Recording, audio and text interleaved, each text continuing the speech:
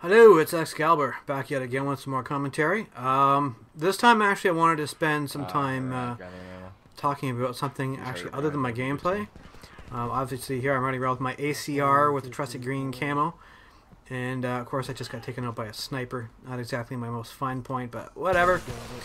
I'm actually sending this video out actually as more of a general response or acknowledgement of the fact that Hutch, who is really well known in the Call of Duty community, is just recently posted that he's stopped playing Call of Duty.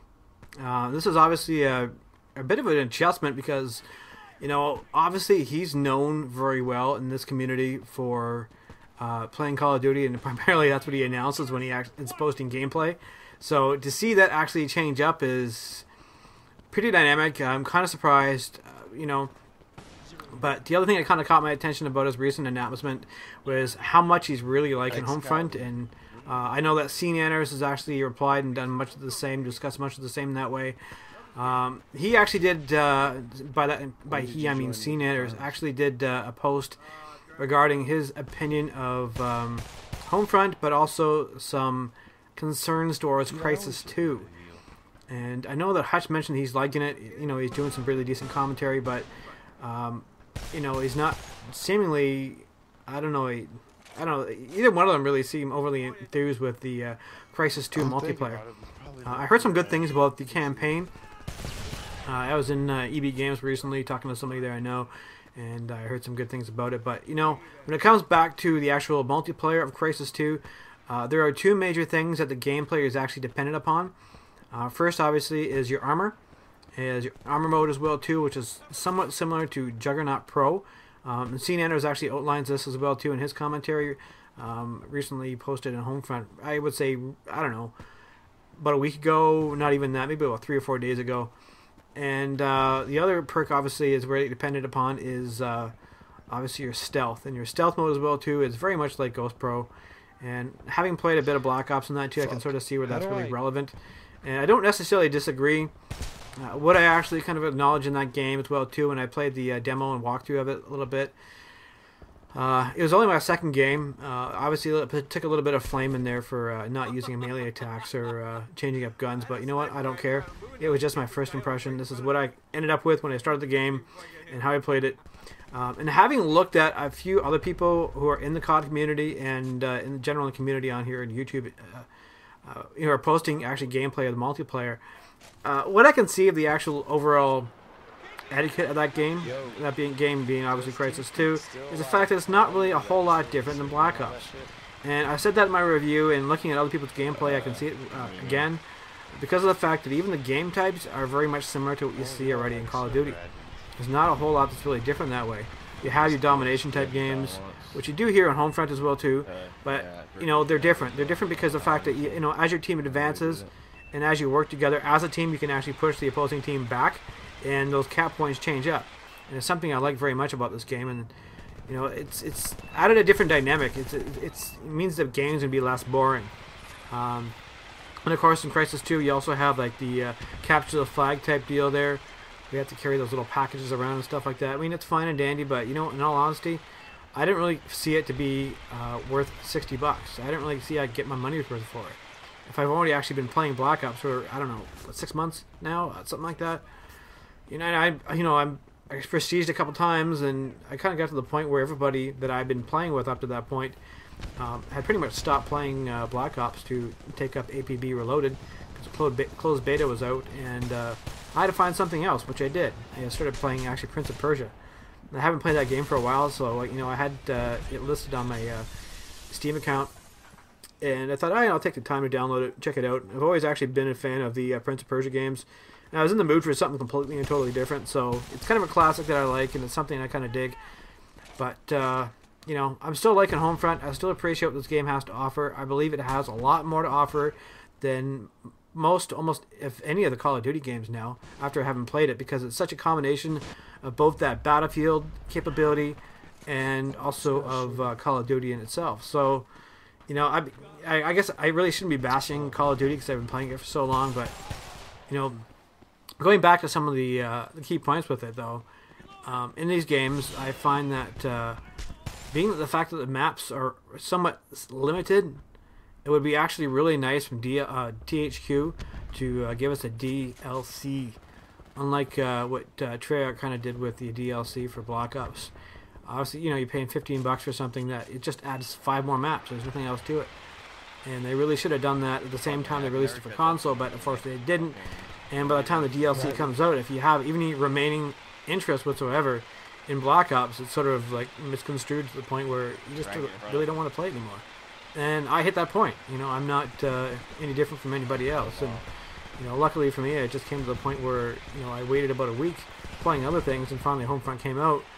And tried going back to playing Battlefield, but my Battlefield experiences have been somewhat sketchy, let's say. I had a game recently where I popped into Isla Asentis. It's a pretty well-known map. I figured, okay, well, it's something that was actually recommended by one of the D-Crew guys, and it kind of stuck with me. I found it actually in my in-game server account, and I thought I'd check it all out. And you know what? The thing is, when I started playing it, I kept spawning in front of enemy players, and the one thing that actually I missed doing, that you can't do, is go prone. So the fact that the new Battlefield 3 you have, they're bringing prone back is, something I'm looking forward to. But as far as it existing actually now is obviously near impossible. So there's been no mods for it. There's been no changes in the game whatsoever. It's still staying the way it is. It's still a challenge. I find that the Battlefield gameplay, it's harder to level up than say here in Homefront. Obviously, one being the fact that the maps are a different size here, but it's also the fact that the gameplay and the point system is quite a bit different. I tried getting into these games, trying to do the run and gun type thing. It wasn't happening at all. Part of that reason was the fact that you have to stick behind cover, and going prone plays a big factor in how you get around the map and how you get around the map effectively. And it's something that I found to be a little bit different that I had to get used to. And plus then you add in vehicles and things like that too, the fact that you can spawn in a vehicle. The drones are really helpful as well. The fact you can spawn in a teammate's vehicle is really cool. I can really see where this game would have its overall dynamic change up quite a bit too if you actually assembled as a solid team. And I don't know what I'm doing now. I think I'm trying to get in the tank, but it's not happening. So the sniper takes me out. But yeah, playing this game as a team, as a designated team, using those abilities as well too, and having somebody dedicated for drones, somebody who's sniping, having somebody dedicated for basically the assault class as well too, and maybe also switching up to I don't know, in-game vehicle tactics as well too. So you have different people handling different areas of the game. You can really push the other team back. So I can really see where this game could be a very good MLG game. It plays for some really decent competition. It also presents quite a bit of strategy as well too, so that's the part I like about it. That wasn't really applicable in Call of Duty, but it obviously is applicable in Battlefield. But of course, like I said, it's Battlefield, more difficult to level up. It just takes you longer to get you where you want to go. And obviously people have been playing it since it came out as well too, so you're, me who's like what, level 4 or 5 or something like that? No, I think it's 3 actually. Because I haven't really put a whole lot of time into it. So me going up against people who are level 50, it's not going to happen. They've had a fair bit more experience and definitely a lot more time to check it out, get used to things, get used to the maps. Yeah, I follow quite a bit of D-Crew commentaries. And if you guys go check those guys out, definitely have some very experienced Battlefield players in there.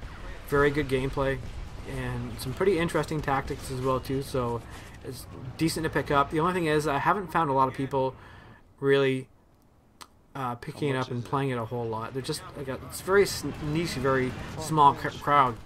And the fact that we now see all these people from Call of Duty coming over and playing Homefront is pretty cool. I mean, it means that we're progressing into something more objective.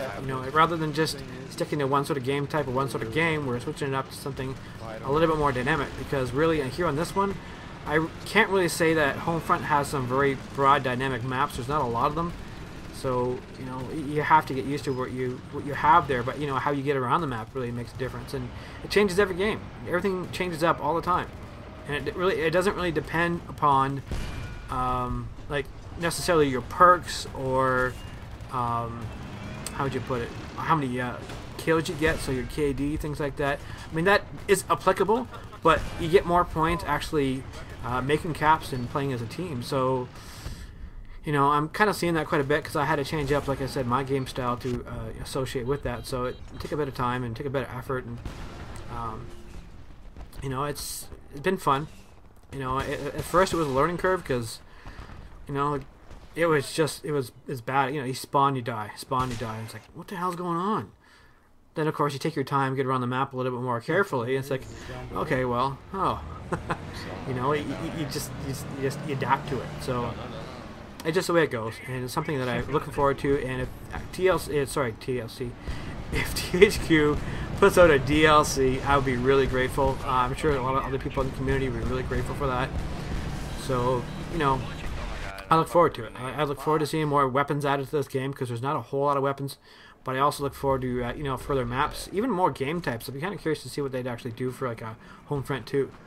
Really look forward to that, and it could present for some really intriguing multiplayer. And quite often, that's what I find is most of the games are rated quite a bit on their multiplayer. The same kind of goes, I guess, for the campaigns. The campaign's somewhat decent. You know, people are, I guess, more inclined to actually stick to the multiplayer. But what I'm finding here in this one, I've heard some sort of negative reviews of that. The campaign is sort of a little bit short, and I haven't even played it yet. So I don't know. One of these days, I might post some gameplay about the actual single-player campaign. So we'll see. All in due course of time. But right now, still having fun in multiplayer. This game is nothing really too spectacular. Obviously, I started off all right. Got a couple of decent kills in here too, but I only end up going 12 and 12, so it kind of levels off.